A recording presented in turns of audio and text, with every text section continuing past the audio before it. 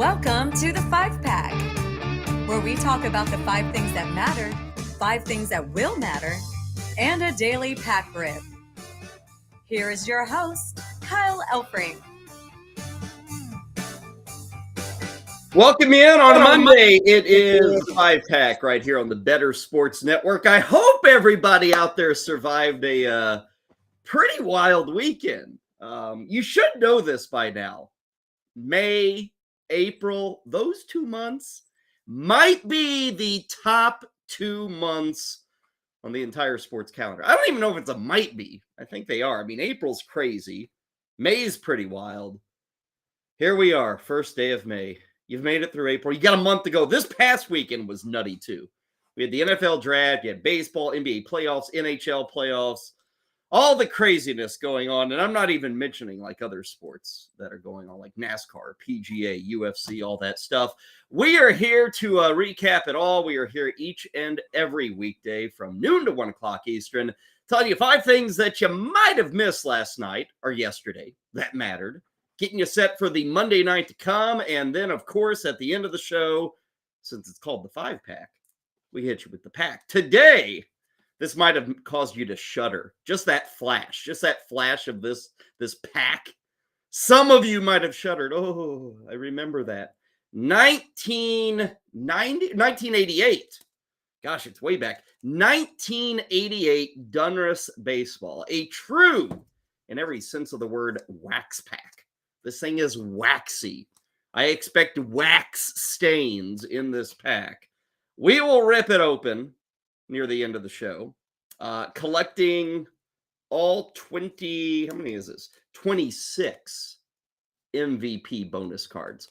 Back in 88, there were only 26 teams in baseball. So there you go. We will do it coming up a bit later in the show. But as always, we start you with the 5 things that did matter from yesterday. And we'll cheat a bit today, a little bit. You know, I can't ignore the NFL draft. Even though it took place Thursday, Friday, Saturday, we didn't have any draft action yesterday. I'll still sneak it in because we got to recap what actually went down over the weekend. But before we get to our NFL draft coverage, let us start elsewhere. Let us start with the NBA playoffs. What a fun series it was between the Kings and the Warriors. Now, they had Game 7 yesterday in Sacramento, and it was a raucous crowd in Sacramento as the Kings were trying to knock off kind of the Kings of the last decade. Didn't work out, though. Did not work out for Sacramento. It was not an epic Game 7 in terms of like a back and forth between the two sides where, you know, the Kings would throw a punch and then the Warriors would fire back and we went down to the wire. It was not that. Instead, what we got was another epic individual performance from one Steph Curry.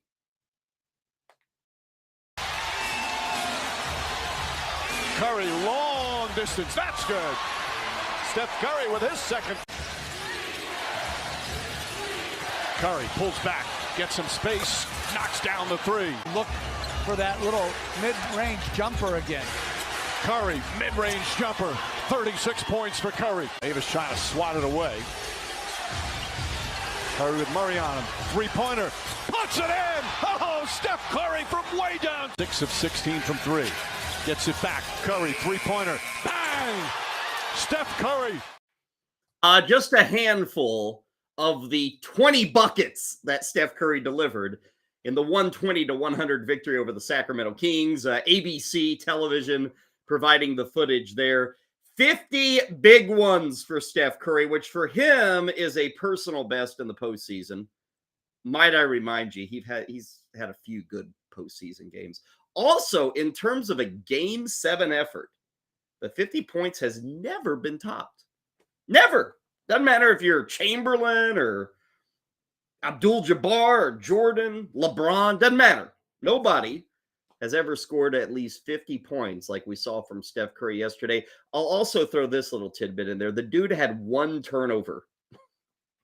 1 turnover while shooting 20 of 38 from the field. Somehow, some way, the Warriors survived. Big win for them. And I got to give a shout out to Kevon Looney, who, when you talk about the Warriors, you talk about Steph, you talk about Klay Thompson, you talk about gosh, who? Draymond Green, Steve Kerr, all these other guys. You do not often talk about Kevon Looney, but he had another 21 rebounds yesterday. Kevon Looney became the first guy since 2008, to have 3 games in the same series with at least 20 rebounds. What was the final total? He had 106 rebounds in the 7 games, over 15 boards a game. Kevon Looney went all Dennis Rodman. He does not score a lot of points. He just cleans up the boards. Yesterday, he had 21 boards. 10 of them were on the offensive side. So give a little credit to Kevon Looney. It wasn't all Steph Curry just, draining 3-pointers, so on and so forth. What's next for the Warriors? What's next? This is next. Warriors and Lakers. Northern California taking on Southern California, and most notably, Steph Curry taking on LeBron James. That's kind of fun, right? Round 2, these 2 guys? That's kind of fun. I dig it. What do we got? Tuesday night, 10:05 will be the tip-off there. Looking at the odds, Golden State, who will be hosting game 1, they've got home court advantage. They are favored by 4.5 in game 1. Golden State to win the series is -125. Lakers are +140. So those are the overall series odds. Now you can bet on the player to lead the series in points. Curry, as you might expect, is the favorite there. -290. LeBron is +550. Anthony Davis is +700. Both teams maybe shouldn't be here. The seedings say they shouldn't be here. But one of these 2 teams, Golden State or LA, they're making the Western Conference Finals. So it should be fun. That is tomorrow night, game 1 between LA and Golden State. Let's move to our second item that mattered from yesterday. More playoffs, but not on the hardwood. Instead, we go to the ice. Let's start in Boston, where truly, we had an epic upset. This is not hyperbole. None of that. This is an epic upset. Game 7, and the Florida Panthers up in the Boston Bruins. First one to it, Kachuk. Hit by Carlo. Puck pops in the air, lands behind the net, right to the side of the goal. They chop away at it. Kachuk keeping it alive. Carlo can't grab it. It comes to Verhaeghe. Turns, shoots, scores! Carter Verhaeghe! And the Panthers have eliminated the Boston Bruins! An incredible wrist shot. You just mentioned Verhaeghe with that great regular season. Down low, and a play by Kachuk on the boards. He takes a hit to make a play there. It ends up getting squirted loose here. Kachuk battling Carlo, and then Bennett comes in to help out. And you can see the screen by Kachuk is everything on this play. He's moving towards the right. Swayman can't pick it up. It is a beautiful sequence, working the puck down low. But Verhaeghe's instincts to shoot it, bring it back on the toe of the blade, it eludes the stick there of the first forward, and right under the bar and in with Kachuk lurking in the weeds. TNT providing the footage there. Is there anything more enjoyable than Boston silence? Is there anything? The only people who weren't rooting on the Panthers last night live in the state of Massachusetts, right? Is that fair to say? It is so enjoyable. And Boston, not particularly the Bruins, but I don't know. I say this as a non-Boston person, fan, backer. It's fun to watch them lose. Guilty as charged. Fun to watch Boston lose. Oh, the Bruins. The best regular season record ever. Nobody had more wins in the history of the NHL. And they get upended in the first round. They were up 3-1 in that series against Florida. They were up by a goal with a minute to go in the third period of that game yesterday. They end up losing in overtime. That game-tying goal, by the way, Brandon Montour, the defenseman, had 5 goals in this series. I love it. And if you were to boil it down, why did Boston lose? It's because of a great forecheck. Don't you love that? A lot tell you, that guy just went off, or this goalie saved everything. No. You talk to anybody who watched this series, game 1 through 7, and admittedly, I did not watch every game, every minute, every second. I didn't. But I got to say, everybody mentioned the forecheck. The forecheck! Nobody ever talks about the forecheck. That last goal you just saw there, how did it happen? Aha! The forecheck. The Panthers just crushed the Bruins on the forecheck. They wouldn't allow the Bruins to escape their own zone. So great job by Florida. It's what you live for, right? You live for 8 upsetting 1. That's what I live for. Up next for Florida, Toronto. Now, the Maple Leafs just made it out of the first round for the first time in 19 years.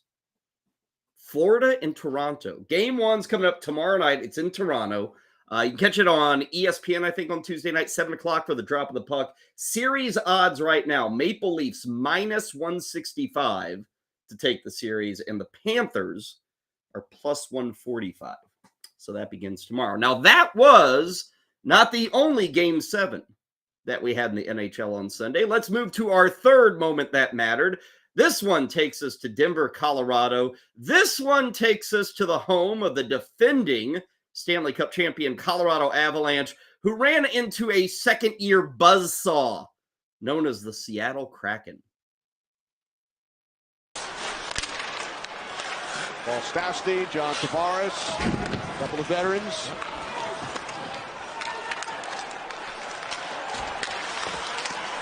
Puck comes in front, a deflection! The Kraken take a 1-0 lead.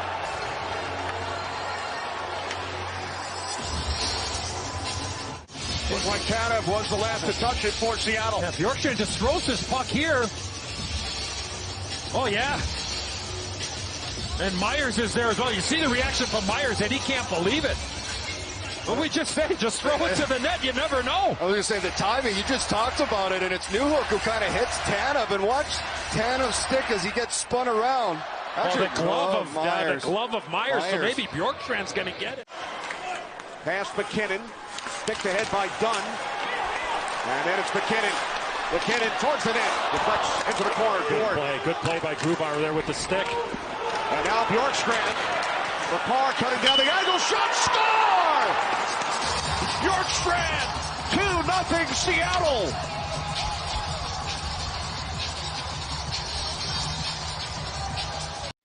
And the Kraken go on for a road victory in Game 7, again at the defending champs' home. 2-1 victory for Seattle. Alexander Bjorkstrand with both goals right there, both of them.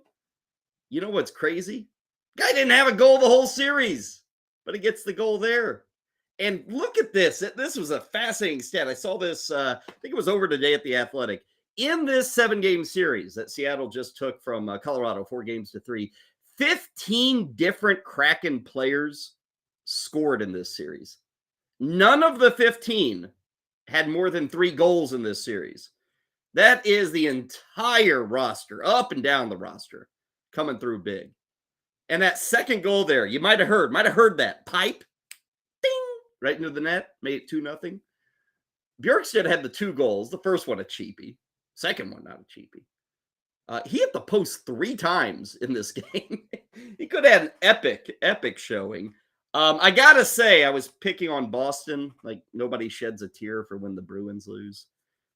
Does anybody shed a tear for when the Avs lose? If you watch this series, a bit dirty. Seriously, just a bit dirty for Colorado. They got their cup last year. Move along. Seattle is moving along. They will take on Dallas. Also, game 1 of that series is tomorrow night. Let's see. That is a 9:30 start on game 1 in Dallas. Stars are a big favorite in this series. Minus 190. Seattle is plus 165. I will remind you that the Avalanche were an even bigger favorite in their series against Seattle. Didn't mean much. Big win for the Kraken. Their first ever playoff, just their second season in the NHL. And their first ever playoff series victory is against the defending champs. That is something that has never happened in the history of the NHL. Let us move to item number 4. And again, I'm going to use a little wiggle room here. Nothing really happened yesterday, but a lot happened over the weekend. The NFL on Sunday got to take a deep breath. Every single team in the NFL got to sit back and just go, what a weekend in Kansas City. Fun weekend in Kansas City. Started on Thursday, Friday, second and third rounds. We finished up on Saturday. Final attendance numbers in Kansas City, over 310,000 people attending that event. Let me just remind you, that is 310,000 people attending an event where nothing really happened. Is that fair to say? The power of the NFL. And Kansas City put on a good show. I as somebody familiar with Kansas City, I was kind of wondering what would it look like. It ended up well. I mean, using Union Station was brilliant. I love the green room inside the old-time train station. Love that. Love how they walk through the doors. Kind of had a bellboy opening up the doors. Crowd came out. You know, the fountain worked. For those who don't know, Kansas City, the city of fountains. So good stuff. Nice job by Kansas City. Now, in terms of what went down, I challenge you to find a post-draft write-up that isn't going crazy about the Philadelphia Eagles. Like, everybody loves what the Eagles got. And maybe it's because all they did was draft a bunch of guys from the defending national champion Georgia Bulldogs. That might have been the reason. A lot of people think they got 2 of like the top 10 or 15 players. They got one of them at pick 30. So Philadelphia, the big winner. Everybody's feeling what Philadelphia is selling. And maybe another item that helped the Eagles win the draft, if you will, is DeAndre Swift. Now, I will note, DeAndre Swift was mostly a letdown in Detroit. Detroit made that selection on Thursday night to Jahmyr Gibbs, and we all kind of wondered, why are you drafting Jahmyr Gibbs? You know, why are you getting Jahmyr Gibbs? You already have David Montgomery, you have DeAndre Swift. Well, the Lions then flipped DeAndre Swift on a trade on Saturday, so he's now with the Eagles. Before you get too amped about DeAndre Swift, take a look at that depth chart for the Philadelphia Eagles. I'm going to have to read this because there are so many names here. Kenneth Gainwell, DeAndre Swift, Rashad Penny, and Boston Scott. I can probably throw in Trey Sermon too. DeAndre Swift is exciting, but this move, you got to have like guys go down. You have to have Philadelphia move on from other running backs. Like, hey, it's exciting. I get it. But in terms of fantasy impact, in terms of, oh, get him out of Detroit, DeAndre Swift will tear it up in Philly. Don't know if it's happening. I mean, the situation might be worse in Philadelphia than it is in Detroit. Now, maybe, you know, Detroit kind of gave up on keeping DeAndre Swift healthy. They just came to the conclusion, this guy can't handle the rock 15 times a week. He can't. Philadelphia probably said, okay, we'll take him. We'll let him handle the rock 8 to 10 times. We'll be fine. We have Gainwell. We have Scott. We have Penny. Like, they're crazy loaded in the backfield. And again, Philadelphia, it's just another step and having everyone excited about what the Eagles are doing. Let's see, elsewhere in the NFL draft this week, I guess the big storyline is like a guy who wasn't even drafted in the first round. Probably Will Levis was the other big storyline here. We were on air, what was it, last Friday doing the 5-pack, and Levis, of course, hadn't been drafted. He ends up being the 33rd overall pick. Tennessee trading up 8 spots to get him. Now, here's what's notable with Levis. He ended up in a really good spot. Like, you can learn behind Ryan Tannehill. I think Levis is beyond Malik Willis at this point. Titans can now move on from Willis. They can trade him to a QB-needy team. This is actually, I know you lost a lot of money, Will Levis, but you actually ended up in a pretty good spot. Because there's a good chance by like week 8, week 10 of this year, you're the starting quarterback. Additionally, and this is a big hit for Will Levis, because he is a second-round pick, the Titans do not have a 5th-year option on Will Levis. In effect, this guy, Will Levis, if he shows out in years 1, 2, 3, or even 4, he enters free agency earlier. He gets the big bucks earlier. So I get it. Disappointment. You're let down. All this hullabaloo. Oh, Will Levis, why did he fall? That's all done. You now go to Tennessee, and you are in a good spot. You're backing up a guy, a veteran who's mostly done. You're backing up a veteran who has never set the world on fire as a QB. He's mainly a game manager. This is a good spot for Will Levis. And oh yeah, although you're not getting a ton of money this year or a ton of money in that first contract, you get to enter free agency earlier.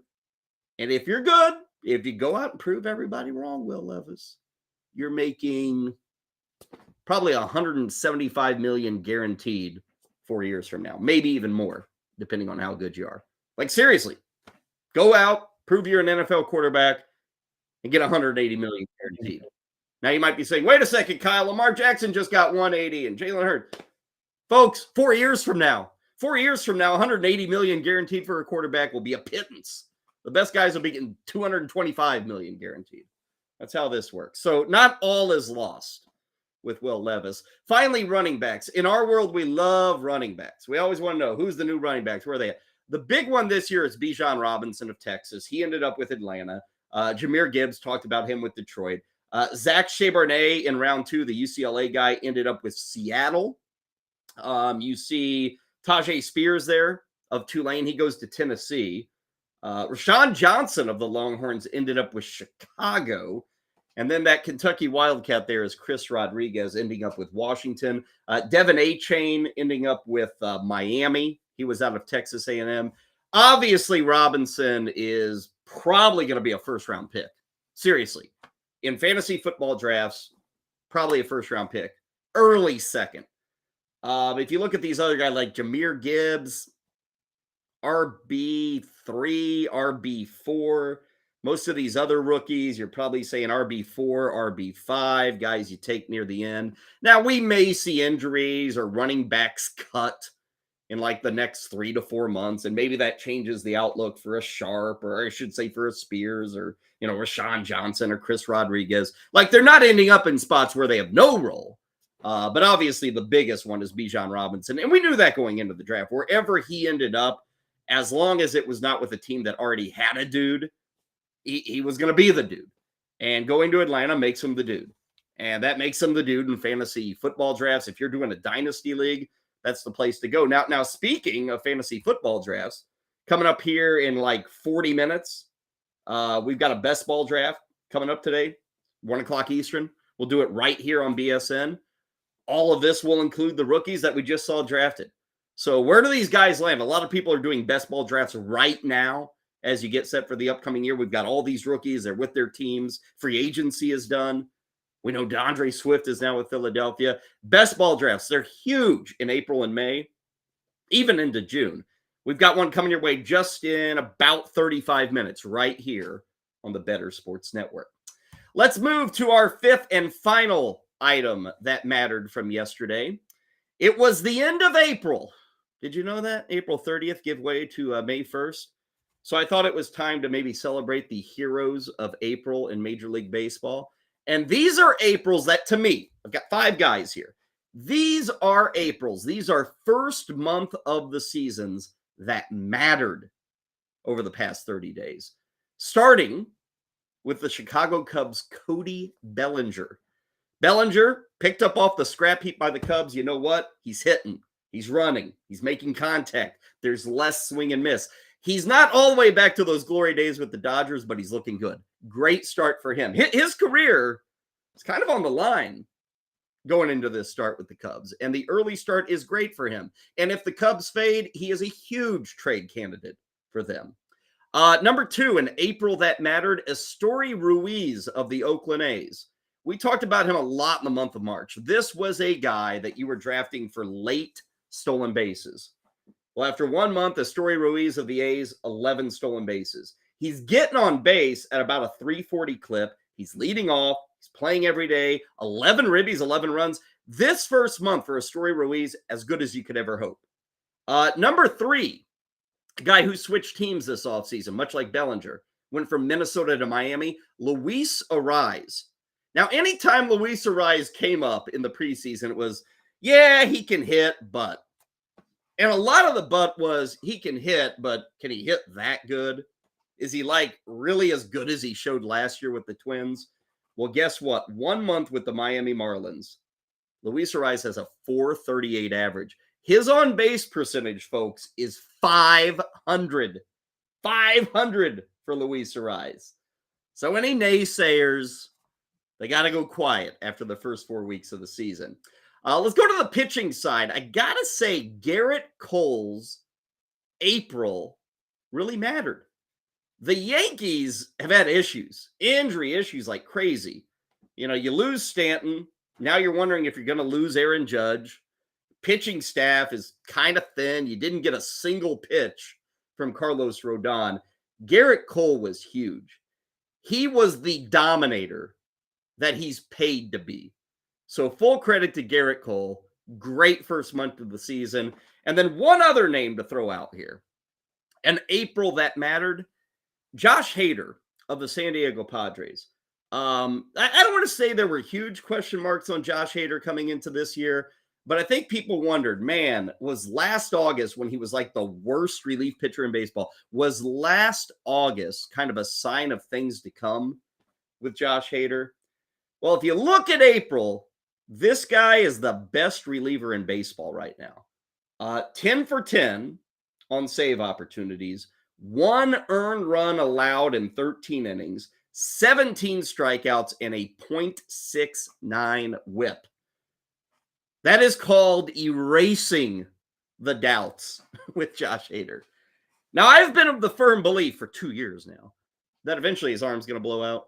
But hey, smoke him if you got him. Enjoy it while you can with Josh Hader. Great first month from him. 5 Aprils that actually mattered. Bellinger, Ruiz, Arise, Cole, and Hader.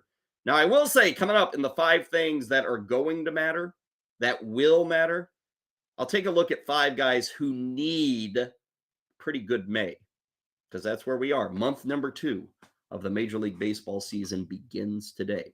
Now, we've got 5 things that will matter coming up. We got a pack rip, or in this case, a pack opening, that will come your way in just about 20 minutes' time. First, though, let's go to our man, Mark. He's got thoughts on that big upset by the Panthers knocking off the Boston Bruins. First and foremost, if you're not paying attention to the Stanley Cup playoffs, well, you should be. They are awesome. Secondly, the Boston Bruins and Colorado Avalanche in a Game 7 at home last night. Both teams lose. Colorado to the Seattle Kraken, and the historically great in the regular season Boston Bruins, who had 135 points, had 65 wins during the regular season, lose in overtime to the Florida Panthers. You know what the differentiation between Boston and Florida during the regular season was?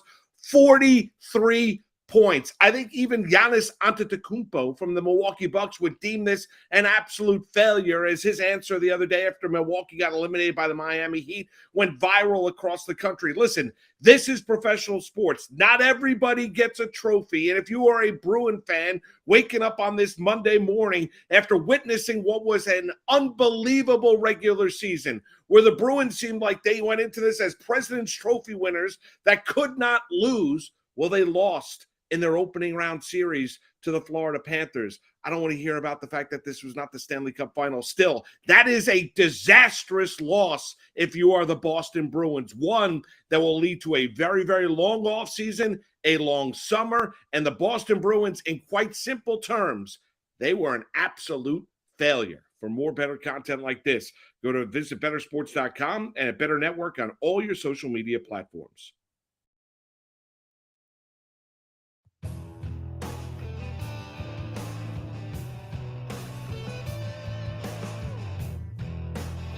Welcome back to the 5-Pack. Next up, the 5 things that will matter. Here's Kyle Elfrink. Welcome you back in, and a happy belated birthday to the voice you heard there, Heather Klein. She was telling me today she had a good 5-day celebration of her birth, which is the way to celebrate birthdays. Kudos to her. Good to have her back in the fold here on this Monday. Kyle Elfrink with you. It is indeed the 5-Pack on a Monday. Coming up in just a bit, the 5 things that will matter for tonight. Before that, though, another reminder, we are about 30 minutes away from that best ball draft. Coming out of the NFL draft, we will give you the thoughts on where all these rookies land and kind of how the landscape has changed in the best ball world. That is coming up at 1 o'clock Eastern. That will be followed at 3 o'clock by the Fantasy Football Game Show, 5 o'clock for the MLB DFS Playbook, and then later tonight, Edward Rouse gets going with the Monday Night Rants. He starts up at 7 o'clock Eastern. Okay, let's get to our 5 things that will matter tonight, things that Edward will no doubt be discussing. We start with number 1, Game 1 of a big showdown out east in the NBA playoffs. We've got the Philadelphia 76ers on the road taking on the Boston Celtics. The big news here is Joel Embiid. Will the big fella be on the court tonight? And you don't want him on the court like this. You know, this does not count as to being on the court. Doesn't it look like he's, waking up from a long night of drinking on the court there?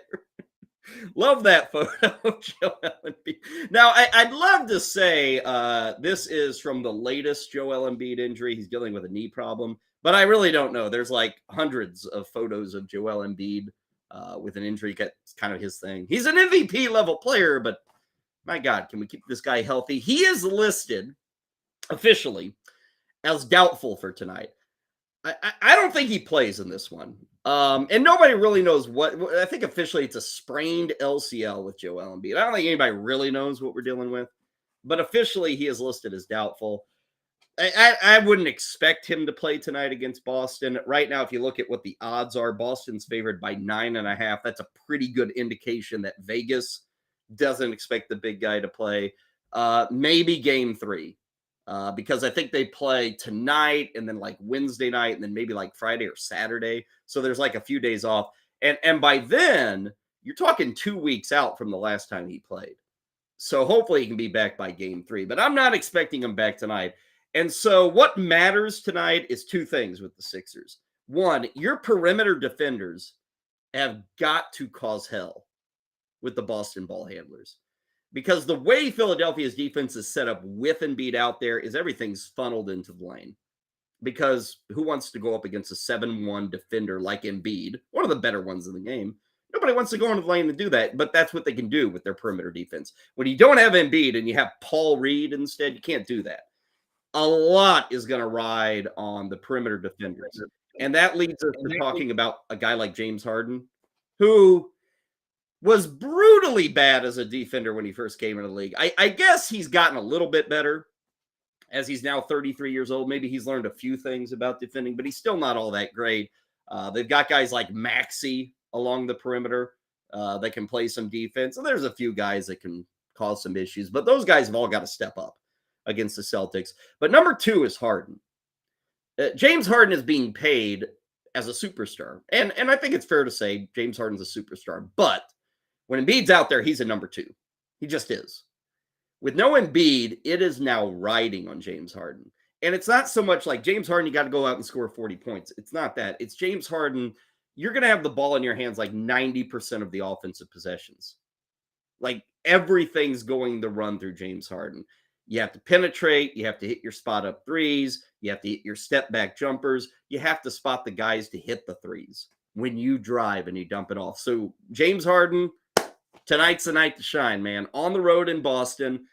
Tip off this evening for that game. Again, Celtics pretty heavy favorite. 7:30, TNT will have it. For the series, Boston, check out these odds. Minus 500 for the Celtics to win this thing. Philadelphia is plus 380. Now, if we had a healthy Embiid, that minus 500 is probably minus 180. So this all is on Embiid being out. If you got inside info that he's in, you take Philadelphia at the plus 380. Let's move to item number 2 that will matter tonight. It is Game 7, the Battle of the Hudson Rivers. River, singular. Rangers taking on the Devils tonight in Game 7. This has been a really weird series between the Rangers and the Devils. It almost feels like ancient history. But the first 2 games were in New Jersey, and the Rangers won both of them. And then the Devils made a change in net as they went to Akira Schmid, and all of a sudden they won Game 3, Game 4, and Game 5. Then on Saturday night, Devils get off to an early lead, 1-0. The Rangers score 5 times in a row, and they win 5-2 to set up a Game 7 tonight, which is back in New Jersey. Now, the winner of this series will face Carolina. Here's the thing. This all comes down to New Jersey and their defense and Akira Schmid. Check out these numbers. In the 3 games that the Devils have won in this series, they have allowed a grand total of 2 goals. In the 3 games they won, 2 goals total. In the 3 games that they have lost, they have allowed at least 5 goals in every single one of them. So this is simple. If it's a low-scoring game tonight, take the Devils. And the total for tonight is 5.5. kind of like the Devils. They're a slight favorite on the money line. I think it's minus 115 for New Jersey, minus 105 for the Rangers. Mostly a coin flip. But I kind of like New Jersey here. Keep it down. Keep it to a 3-1 game, a 3-2 game, a 2-1 game. That plays to the Devils. Rangers kind of come out and get goals. And they did some line switching in Game 6. We'll see if that sticks. Artemi Panarin yet to get a goal yet in this series for the New York Rangers. 8 o'clock tonight, ESPN has that Game 7 between the Devils and the Rangers. Let's move to the world of baseball for item number 3. Bryce Harper. Hey, we haven't talked much about Bryce Harper. We haven't, because he's missed the first month of the season. He's recovering from Tommy John surgery. But beginning now, we're going to start talking about Bryce Harper. Later today, Bryce Harper will meet with doctors to see how the healing has gone with his repaired elbow. Remember, Tommy John surgery. Bryce Harper, you're looking at him there and you're saying, wait a second. Bryce Harper? Standing on the infield dirt? What the hell is going on here? What's going on here is Bryce Harper may be your new Philadelphia Philly first baseman. It's been talked about over the last couple of weeks.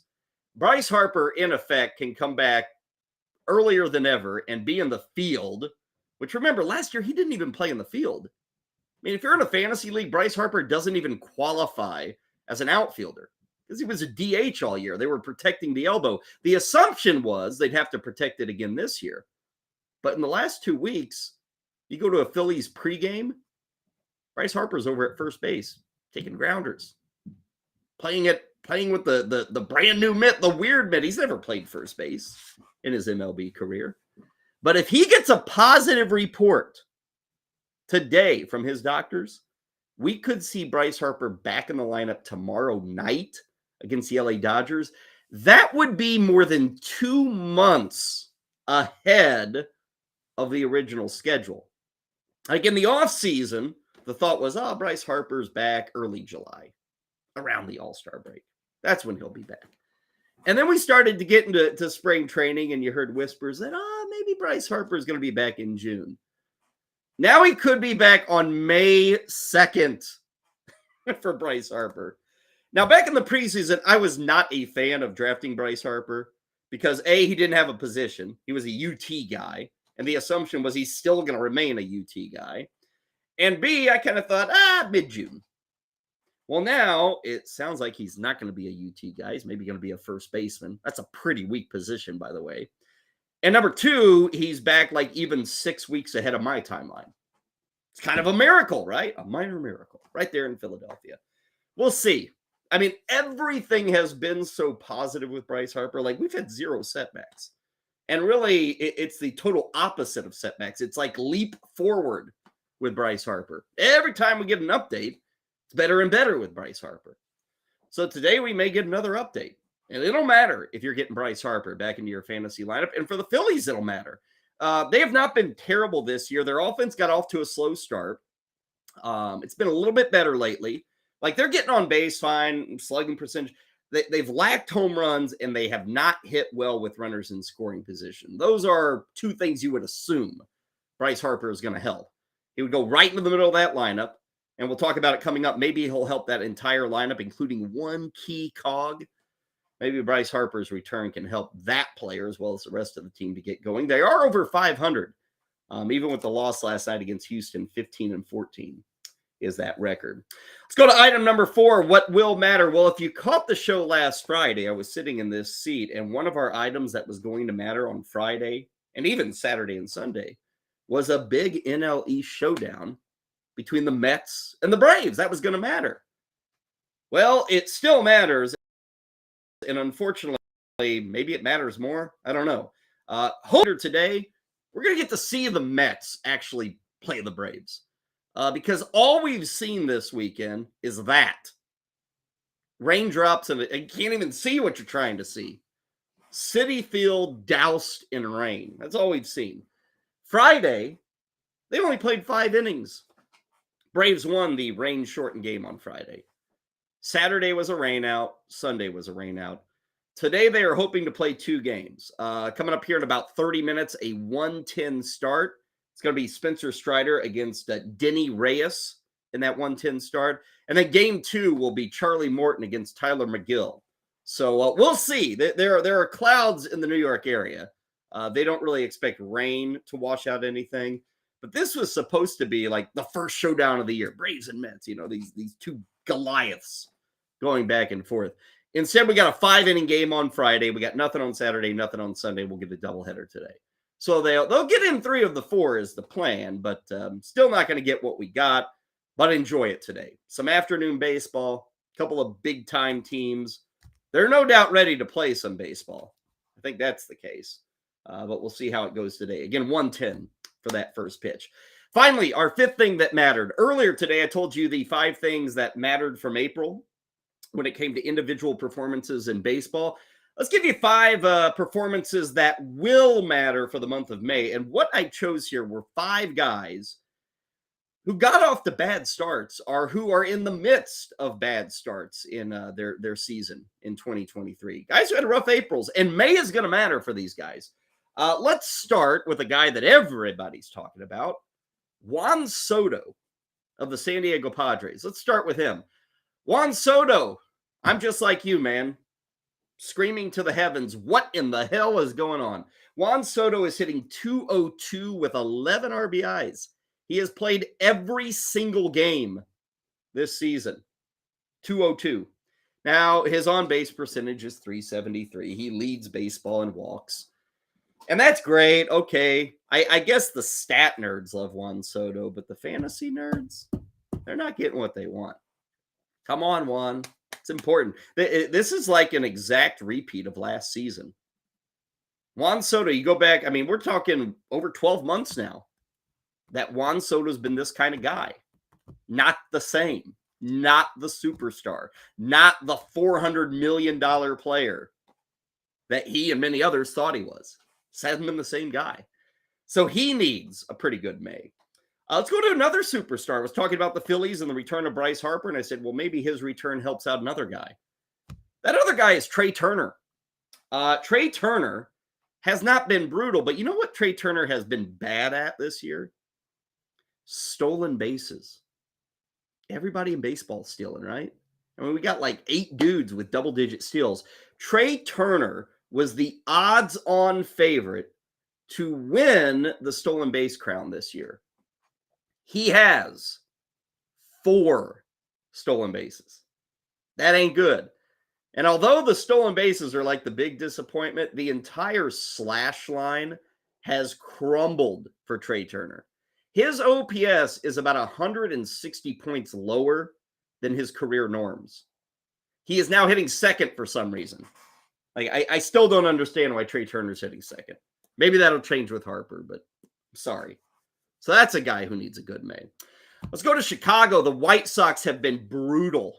Probably the biggest disappointment in baseball thus far. Luis Robert, kind of brutal. The thing with Robert is we've always said, well, if he's healthy, he'll be fine. Just give him health. Well, guess what? His April was healthy, but he didn't do anything with that good health.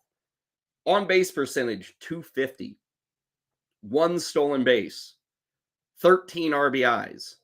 Luis Robert has 6 non-home run RBIs in the month of April. So he's got to get it going. Stay in the AL Central. How about Carlos Correa? Carlos Correa, man, has been terrible everywhere. Maybe there's more going on than just the ankle with Carlos Correa. He is barely hitting 200. No power. We've got 7 extra base hits in 106 plate appearances. You know what Carlos Correa's OPS plus is? Try 78, which means he's 22% worse than the average player. And he has been dealing with a back injury. Now, maybe there's more going on than just the ankle. Maybe that back is causing problems. And then finally, we move away from stars like Turner and Soto and Correa. And we'll talk about a guy who used to be a star. And he was brought in this year to not be a star, but he was brought in to help out, to maybe reestablish himself. It's Noah Syndergaard. And I throw him on this list as a guy who had a rough April, and thus May is going to matter, because it's just more of the same with Syndergaard. And there was hope that by going to the Dodgers, they would find the magic potion that we've seen with Tyler Anderson or Tony Gonsolin or some other guys. They'd find it with Syndergaard. Instead, it's not enough for the Dodgers. It's not enough for fantasy owners. Noah Syndergaard, who used to strike out 10 batters per 9, is at 6 strikeouts per 9 innings right now. His ERA is north of 6.30. His whip's above 140. He's been bad. And the Dodgers actually need starting pitching. Now, they have Gonsolin back, but Syndergaard is on notice. He needs a good April, and if he doesn't have a good April, they're probably moving on from Noah Syndergaard because they are a franchise that can't sit around and keep waiting for guys to figure it out. Could mean a trade, too. Certainly going to mean some call-ups. What do we got? The Gavin Stone guy, he's been called up. Looks like he's going to make a start for the LA Dodgers later this week. And they do have young pitching talent. So a guy like Syndergaard has had 6 starts. They've mainly been bad. He's maybe only getting 1 or 2 more starts to prove his worth. Those are the 5 things that will matter for this Monday. We'll take a breather here when we return. It's time to open our 1988 Donruss baseball pack. First, though, we got Corey Parson with an executive decision talking some hoops. Shout out to the Golden State Warriors and Steph Curry. Over the weekend, the Dubs eliminated the Sacramento Kings in their first-round series. In Game 7, the chef, Stephen Curry, dropped a 50-burger, becoming the first player in NBA history to score 50 points in the Game 7. From the pregame talk to the team, saying night-night to the Kings and telling them to hit the beam on his way out, Curry was fantastic when he needed to be most. And what's up next? The big bad Los Angeles Lakers and LeBron James. And what I would like to dub a legacy series. Because when you look through James's career, the one team he couldn't consistently get past was the Golden State Warriors and Steph Curry. Now he has a chance to end the Warrior dynasty. Looking forward to a great series between the Golden State Warriors and the Los Angeles Lakers. For more better content, download the Better Sports Network app, visit bettersports.com, and at Better Network on social media.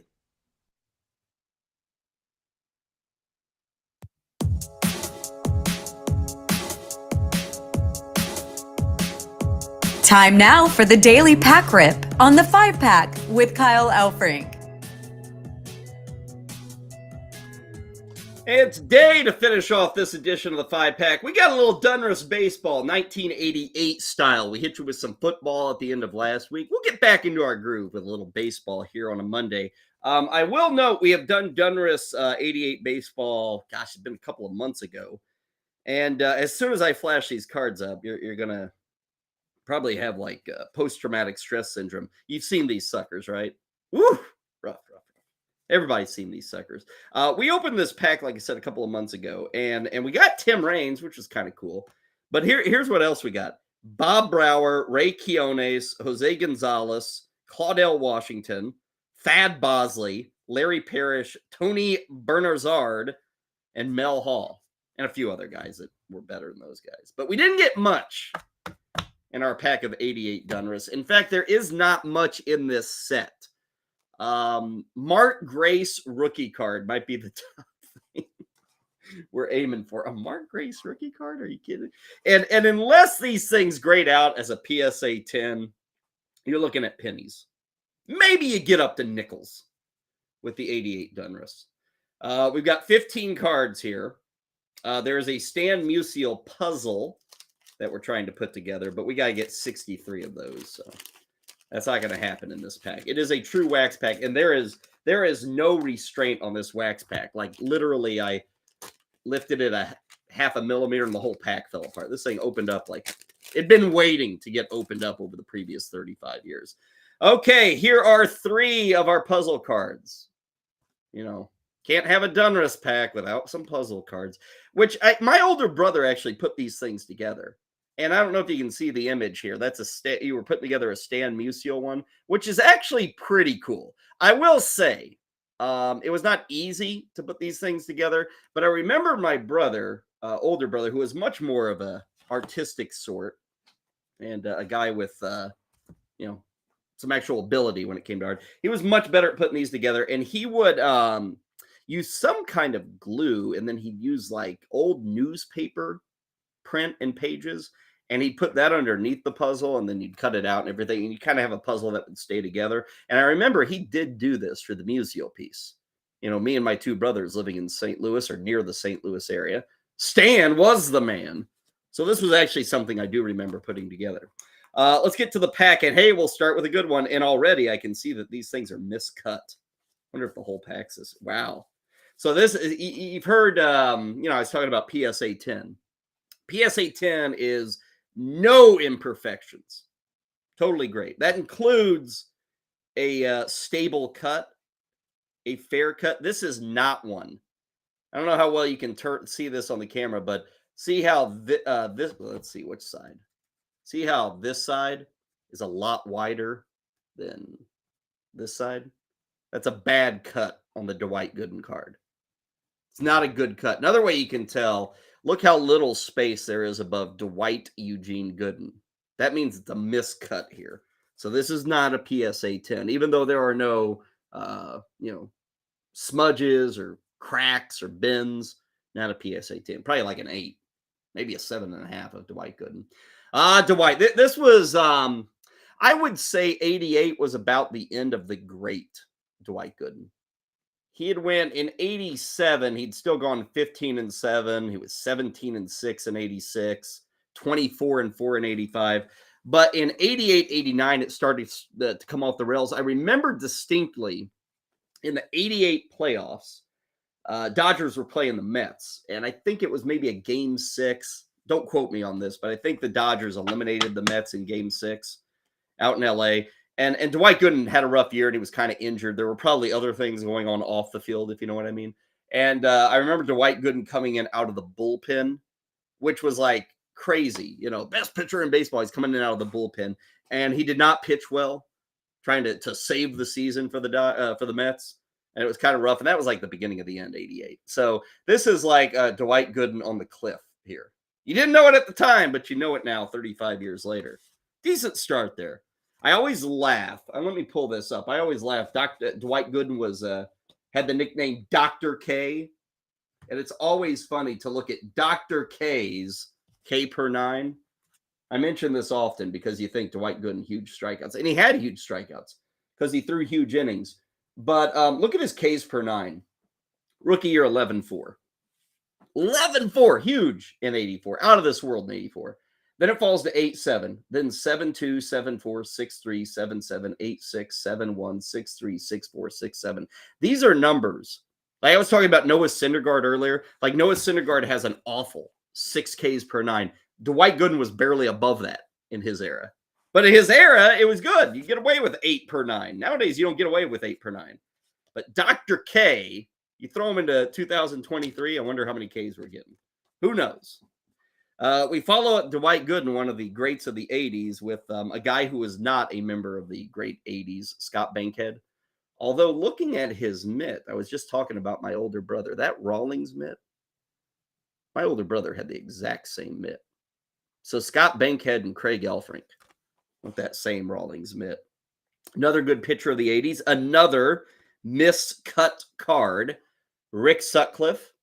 Still calling baseball today. Rick Sutcliffe always cuffed the baseball when he was throwing. If you ever watch a windup, this is before, he'd bring that pitching hand out of the mitt, and you'd always see him cuff it behind his back hip.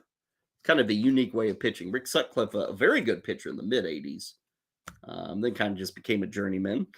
Boy, this is a bad cut. Man, this whole pack, and this is how it was. If one card was miscut, the whole pack was miscut.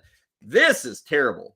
Look how off-centered this Ken Oberkfell card is. Wow. Horrendous. I'd love to blame somebody, but it was probably just a cutting machine. Ken Oberkfell. Miscut. That is, I mean, just look how much width there is on this side. And compare it to this side. Bad cut. Oh, the 1980s. Kevin Mitchell.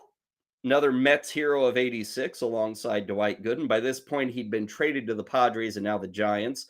Eventually, in 89, he would be the NL MVP. I always laugh at this guy because as a kid, you'd get this, and it's like, I got my pack of cigarettes. What do you mean? I got R.J. Reynolds. And another terribly miscut card. Again, this whole pack is way off-centered. Now, here is a guy, Mark Davis. Mark Davis of the Padres. Now, I'm guessing many of you do not know Mark Davis, but I'm going to tell you. Let me make sure I got this right. I want to get the year right. This is Mark Davis in 1988. I want to pull this up, make sure I got this right. Mark Davis in 1989. This guy was your National League Cy Young pitcher. Best pitcher in the National League, Mark Davis, had 44 saves in 1989. 1.85 ERA and a 1.05 whip. He struck out 9 batters per 9. 44 saves. The Padres were not good, by the way, in 1989. He had 44 saves. The very next year, he had 6. And it was an injury. The next year, this guy won the Cy Young in 89. He came back in 1990 through 53 games and had 6 saves. His ERA was 5.11. He was terrible. This is maybe the guy who had the worst follow-up Cy Young season ever, Mark Davis. Here's another guy, Bedrock, Steve Bedrosian. He racked up a lot of saves in the 80s for the Phillies. Man, I got a bullpen here, at least in 1988-89. Mark Davis and Steve Bedrosian. Well, one Dr. K deserves another Dr. K. Nolan Ryan, Dwight Gooden, same pack, baby. I love it. Did you know that Nolan Ryan's real first name is not Nolan? Lynn. Now, is Nolan Ryan as cool if he's known as Lynn Ryan? Or even if he's known as Lynn Ryan Jr.? I don't know. It's one of those things you can sit and think about, but you never know. Continuing, Danny Cox, pretty good pitcher for the Cardinals in the mid-'80s. I did a lot of interviewing of Danny Cox. He was a minor league manager here in the St. Louis area in the late 90s. Danny liked to have some fun, even when he was coaching there. Dwayne Bryce of the LA Angels. Looks like he's just given up a home run, and he's staring in, waiting for the batter to make his way around the bases. Jose De Leon pitched for the White Sox here. He eventually came to the Cardinals. He had a weird season where he won like 5 games and almost led baseball in ERA. He was like 5-14, but led the National League in ERA. Pretty decent pitcher. Edward Correa, I should say. Kind of remember him as a guy who was about to do it, but never did. Now, here is a name that'll take you back. Mackie Sasser, rated rookie. And it's funny, Mackie Sasser seemed like an old guy even at this point when he was a rated rookie. Rated rookie, he would have been, 26 years old as a rated rookie. And then finally, another miscut, Floyd Yeomans. The whole dang pack is full of miscuts. Look at this crap. Just terrible. All over the place. 88, Donruss. Hey, at least you were better than your previous rip here on the show. Got some good names. Nolan Ryan, Steve Bedrosian, Dwight Gooden, Kevin Mitchell, Rick Sutcliffe. Got a Cy Young winner. 88 Donruss. They cost nothing if you're interested in opening up a pack. We'll do another one tomorrow. That'll do it for us on the 5-pack. Catch you on Tuesday right here on the Better Sports Network.